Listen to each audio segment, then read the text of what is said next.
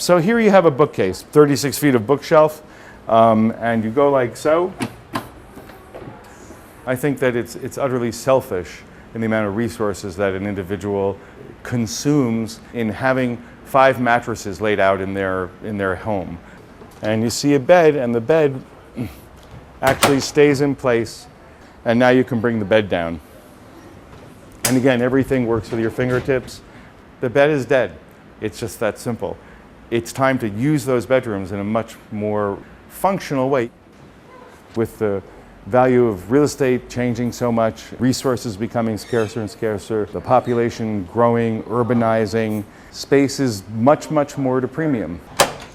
So again, you have 36 feet of bookshelf. It's a 6-foot cabinet with a queen bed. And then you have your desk right here. And then you have a desk. So you have 36 feet of bookshelf, a 5.5-foot desk, and a queen bed with a headboard, all in the space of 2 by 6 feet. It's just a better utilization of space. So here you have a 7-foot desk. Everything remains on the desk, and it's all hydraulically assisted, and your desk goes up and your bed comes down. Space saving is a misnomer. It's just a rethinking and reinventing the way space is thought of, because space needs to just be utilized better. Whatever's on the shelf stays on the shelf. And yes, it is a bed, but you don't realize it's a bed. You just put your finger in the shelf and you gently pull on the shelf, and down comes the bed. The sofa deconstructs itself, and there's your bed. And it's a complete queen-size bed. The bed base weighs almost 600 pounds, and you lift this with your fingertips. If you put more weight on the shelf, we give you an Allen key, and you just turn this, and it tightens the tensioning of the system so that the help in lifting the bed and the damp and the drop of the bed remains constant, so that 600 pounds just takes a little flip of the fingertip, and there it goes. And you have your den back. This is a system called the Poppy board. This is actually in the Museum of Science and Industry in Chicago in the House of the Future. You have a 7-foot desk. Above the desk you have a chalkboard. On this side you have 3.5 feet of hanging. You can do hanging both sides or shelves both sides, whatever you wish. So you have a 7-foot closet, a 7-foot desk, and then with a little bit of pressure on the desk, down comes your bed.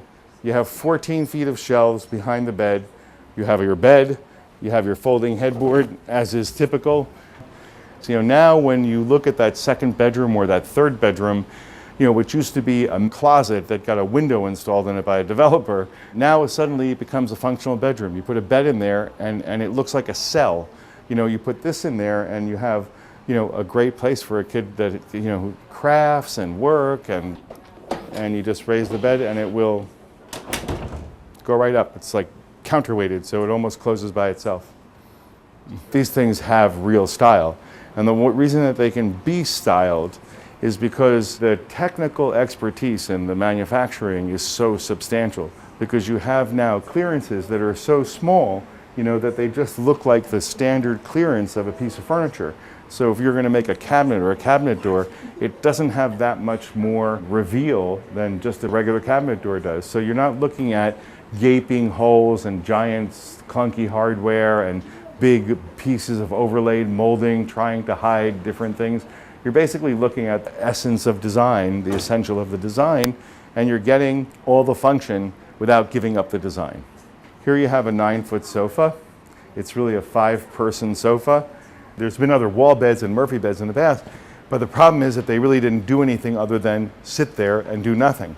You had a 2-foot deep clunker in your room, and you couldn't put anything in front of it. So this recreates the use and reinvention of the space, because you have a sofa, or you have a desk, a work surface, or you have a bookcase, and anything that's on the shelf stays on the shelf. That's fully functional as its own object, as a desk, as a sofa.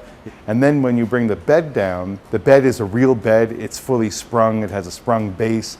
The cabinet's only 13 inches deep. It's a whole different parameter of what the category was previously thought of. We encounter constantly growing families. Growing means less space, so what do? So here you have your bed. And then up here, again with your fingertips, you have another bunk bed. It has a full protective barrier. And this cabinet is 12¼ inches deep. So it takes up the depth of a bookcase, practically nothing in a room. A ladder that locks in place and becomes structural. And the interesting thing about this, one of the very interesting things about this bed, is when you remove the ladder and you wish to make the bed, all you have to do is release this lever and the mattress comes down to you, and you can make the bed standing on the floor. And you make the bed and you put it back up and it's locked back in place. Tuck and fold, and everything is piston operated, works with your fingertips, and then up here you have 7 feet of storage. The kids want to play, you just fold up the beds and you have your entire room back. So here you have a nice little sofa for a young adult. Maybe you need 2 guest bedrooms because you've got 6 kids and 14 grandchildren, but perhaps those bedrooms don't need to be just beds sitting there. So here you have a coffee table, and the coffee table turns into a dining table in just a few seconds. You know, the whole point of this furniture is that you occupy or purchase a space, and instead of occupying that space in the way it's been prescribed for you, you can determine how that space is to be utilized and occupied. So a dining room, a formal dining room, it's an interesting concept nowadays. You want a dining room table for 10 or 12 people, but you can't dedicate a room that just sits there that you use 3 times a year or even once a week. You can extend the console from 17 inches to 117 inches. It has 5 leaves, and you can use whatever amount of leaf you want. The leg is adjustable, so depending upon the number of leaves. It's an aluminum bridge essentially, and it all just goes back together. Well, here's the table you can see with 4 leaves in it. This is 97 inches. You know, we leave it with 4, but you can put your 5th leaf in.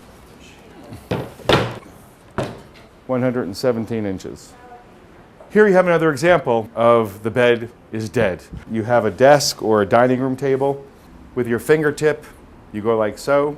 This releases the bed, and it automatically goes down, and the bed comes down over the table with your fingertips, and there you are.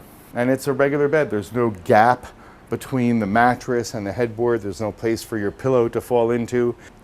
When you're paying $100,000 for the room, $200,000, $300,000 for the room in a highly populated urban market, now you've captured another room. You have a 3rd room, and you've saved yourself $150,000, $200,000. And there's your table.